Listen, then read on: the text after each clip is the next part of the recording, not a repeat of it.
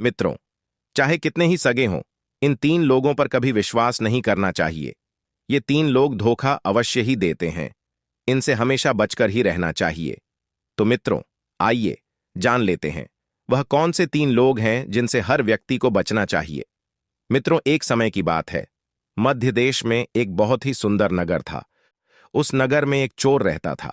वह छोटी मोटी चोरी करके अपने परिवार का पालन पोषण करता था, लेकिन उसके चोरी के धन से उसके परिवार का पूरी तरह से खर्च नहीं चल पाता था। एक दिन उसने सोचा कि पाप तो पाप होता है, चाहे छोटा हो या बड़ा। मैं चाहे छोटी चोरी करूं या बड़ी कहलाऊंगा तो चोर ही, और पकड़े जाने पर दंड तो मुझे उतना ही मिलेगा। तो क्यों ना मैं बड़ी चोरी करूं। मित्रों, ऐसा निश्चय करके उसने उस नगर के राजा के खजाने को लूटने की योजना बनाई। रात होने पर वह राजमहल में घुस गया और किसी तरह जहां राजा का खजाना था वहां पहुंच गया। वहां पहुंचकर उसने देखा कि वहां पर खजाना तो बहुत सारा भरा हुआ है। सोने चांदी जेवरात से पेटियां भरी हुई हैं, लेकिन उस खजाने पर तो सैनिकों का सख्त पहरा था। सैनिकों का सख्त पहरा देखकर चोर को लगा कि उनकी आंखों में धूल झोंकना बहुत कठिन काम है, और सोचने लगा कि ये तो साक्षात काल पहरा दे रहा है। अगर मैंने चोरी करने की कोशिश की तो जीवित नहीं बचूंगा।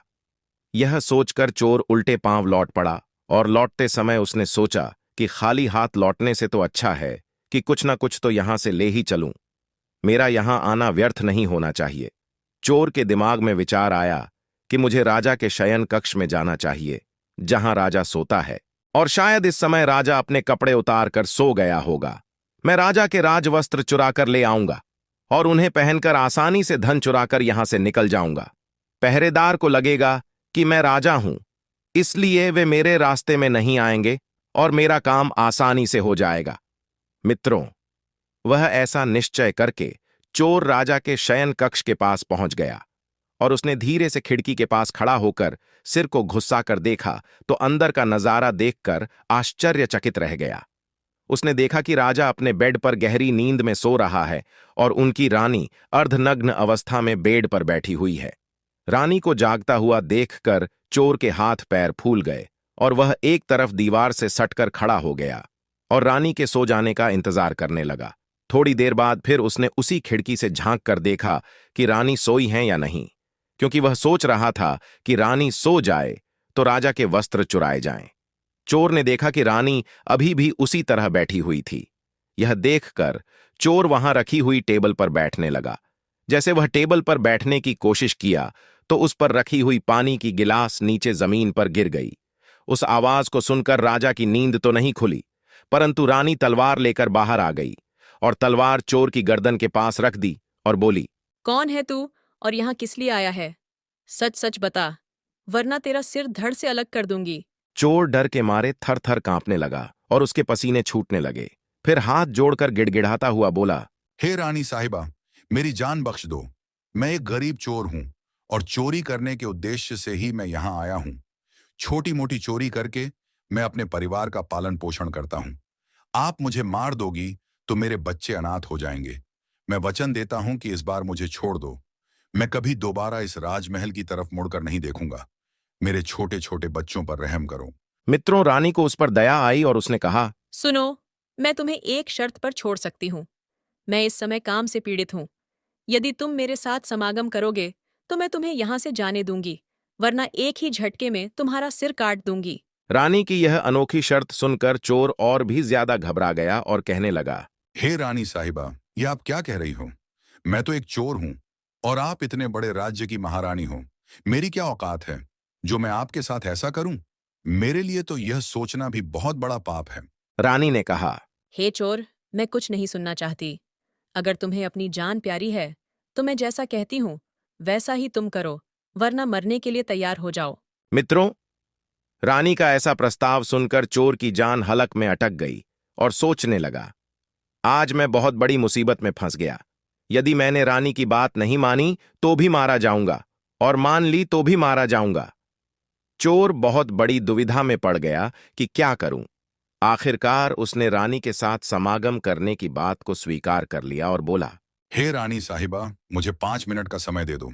मुझे बहुत जोर से लघु शंका लगी है। पहले मुझे लघु शंका से निवृत्त होने दो, उसके बाद आप जैसा कहोगी मैं वैसा ही करने के लिए तैयार हूं। रानी ने तुरंत तलवार के इशारे से शौचालय को बता दिया और चोर उसी तरफ चल पड़ा। रानी वहीं पर खड़ी होकर उसके लौटने की प्रतीक्षा करने लगी। चोर ने इस बीच रानी की नजरों से बचकर वहां से भागने की कोशिश की।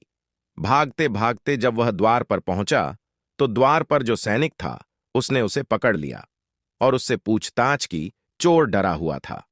उसने सैनिक को सच सच बता दिया कि वह एक चोर है और राजमहल में चोरी करने आया था, लेकिन रानी ने उसे पकड़ लिया और छोड़ने के बदले एक शर्त रखी थी कि मैं उसके साथ समागम करूं, इसलिए मैं लघुशंका का बहाना बनाकर वहां से भाग आया। इस तरह से चोर गिड़गिड़ा करके सैनिकों से उसे छोड़ने का आग्रह करने लगा।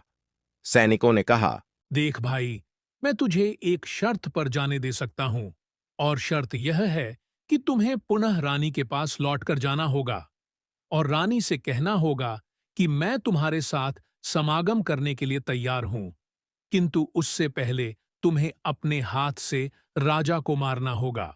मित्रों, सैनिकों की यह शर्त और भी ज्यादा कठिन थी।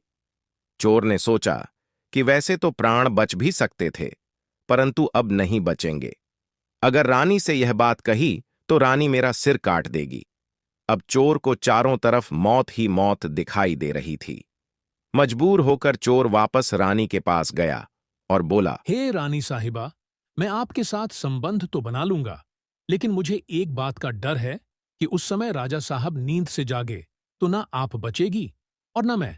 राजा साहब, हम दोनों को मार डालेंगे, इसीलिए आपको एक काम करना होगा। आप अपने हाथ से राजा का सिर काट दीजिए, फिर हम निडर हो जाएंगे। अगर आप इतना कर सकें तो मुझे आपकी शर्त मंजूर है, वरना मैं आपके हाथों मरना उचित समझूंगा।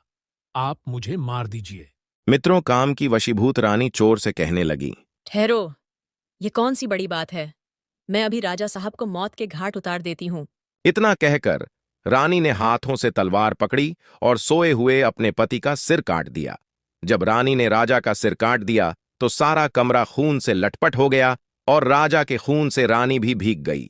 वह भयानक दृश्य देखकर रानी बेहोश होकर वहीं पर गिर पड़ी और उसी समय चोर वहां से फरार हो गया। सुबह राजमहल में शोर मच गया कि कोई राजा साहब को मार गया, मगर राजा को मारने वाले का कोई पता नहीं चल पा रहा था। सब लोग बड़े आश्चर्य में थे कि राजा को सोते हुए किसी ने मार डाला। इधर रानी भी दहाड़े मार मार कर रो रही थी।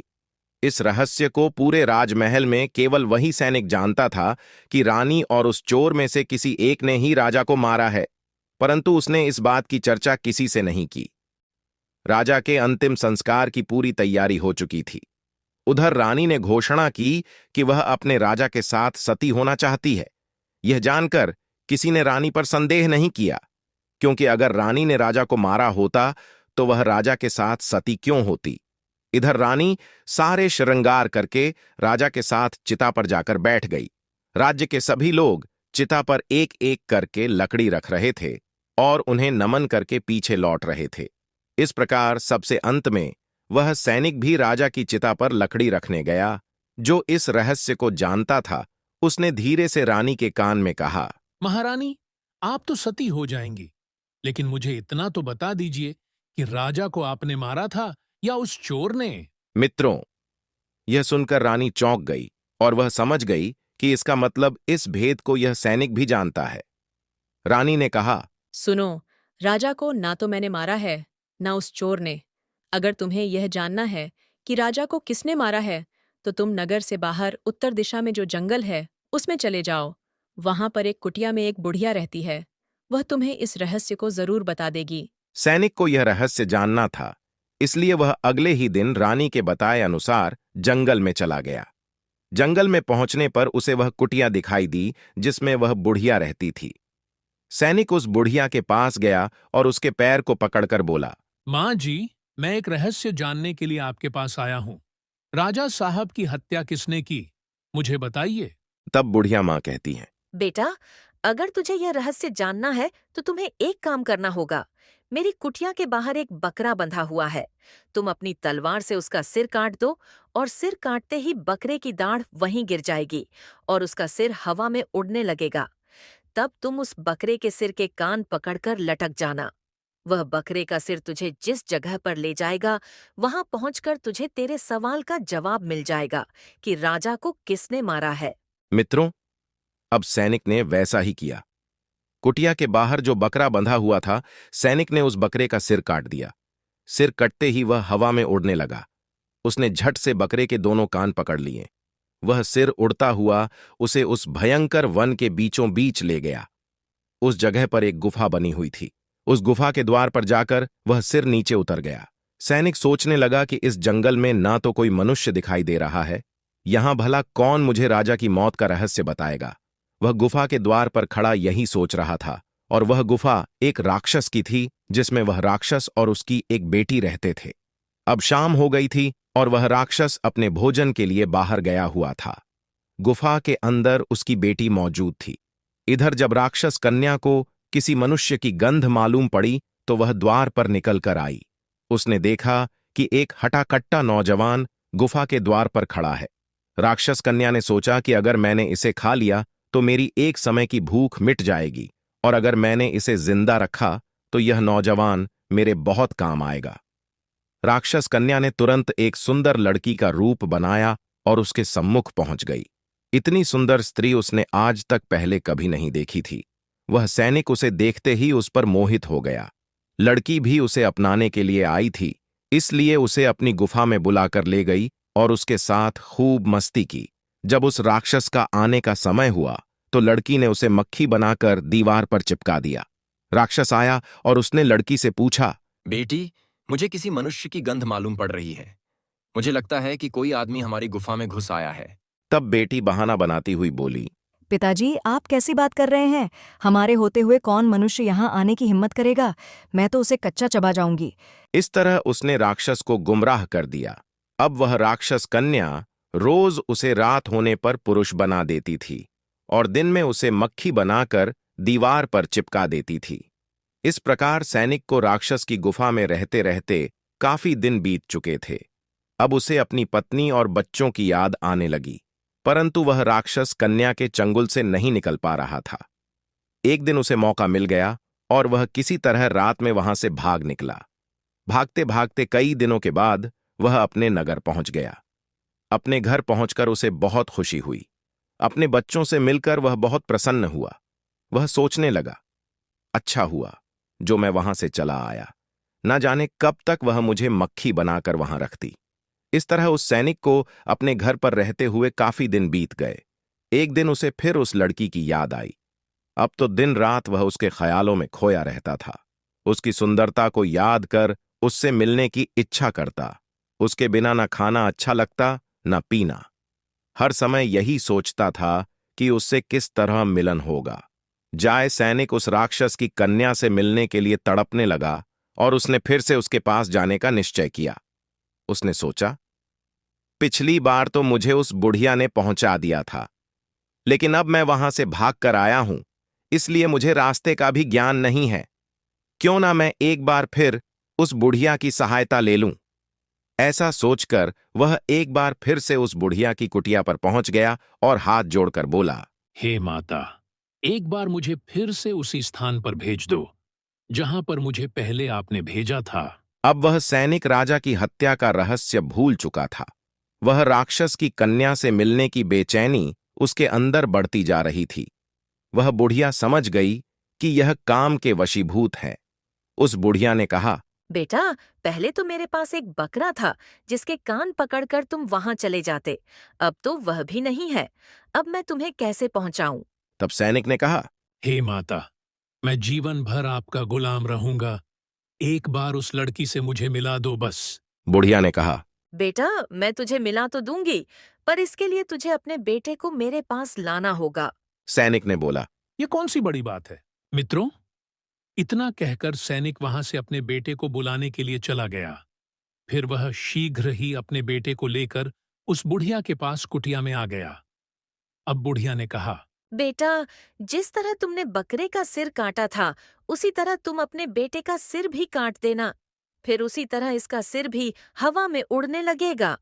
तुम इसका सिर पकड़ लेना और यह तुम्हें उसी स्थान पर पहुंचा देगा। मित्रों, काम के वशीभूत वह सैनिक अपने बेटे का सिर काटने के लिए तैयार हो गया। जैसे ही उसने तलवार लेकर अपने बेटे का सिर काटना चाहा, तब उस बुढ़िया ने उसका हाथ पकड़ लिया और कहने लगी, ठहरो, यही तुम्हारे प्रश्न का जवाब है। चाहे कितने ही सगे हों, इन पर कभी भी विश्वास नहीं करना चाहिए। पहला राजा को ना चोर ने मारा था और ना रानी ने। राजा को हवस ने मारा था। जिस तरह काम वासना में अंधा होकर तुम अपने बेटे को मारने के लिए तैयार हो गए, इसी हवस के वशीभूत होकर मनुष्य अंधा हो जाता है और गलत से गलत काम भी कर जाता है। दूसरा, धन के लालच में आकर कोई भी किसी को मार डालता है। और तीसरा, क्रोधी व्यक्ति क्रोध में अंधा होकर सब कुछ भूल जाता है और वह सब कर डालता है जिससे जीवन भर उसे पछताना पड़ता है। क्रोध में उसकी बुद्धि विवेक विलुप्त हो जाती है और वह अपना पराया कुछ नहीं देख पाता। तोह वासना के वशीभूत सैनिक, इन तीनों से मनुष्य को हमेशा बच कर रहना चाहिए, अन्यथा जीवन भर पछताना पड़ता है। मित्रों, अगर ये कहानी आप लोगों को पसंद आई हो तो कमेंट बॉक्स में जय श्री कृष्णा राधे राधे लिख करके वीडियो को लाइक करके चैनल को सब्सक्राइब करके बेल आइकन ऑल पर प्रेस कर लीजिए, जिससे आप सभी लोगों को प्राचीन कथाएं और कहानियां सबसे पहले प्राप्त हो सके। मित्रों, वीडियो को पूरा देखने के लिए आप सभी लोगों का धन्यवाद।